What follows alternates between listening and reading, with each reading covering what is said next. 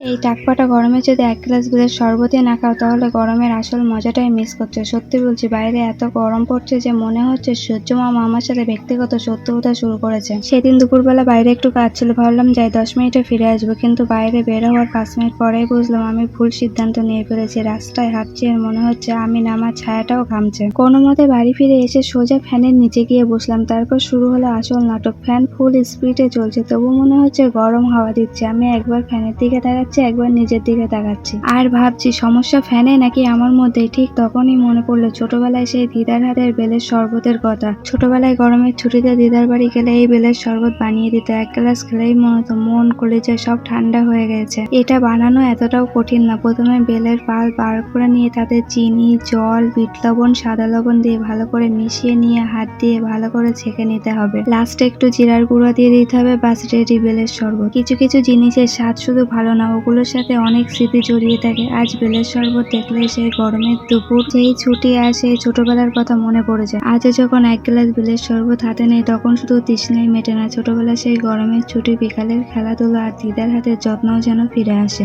আজকের জন্য এতটুকুই। ভিডিওটি আপনাদের কাছে কেমন লেগেছে অবশ্যই কমেন্টে জানাবেন। আর হ্যাঁ, আপনারাও কিন্তু এই গরমে অবশ্যই বেলের শরবতটা বাড়িতে ট্রাই করবেন। ধন্যবাদ।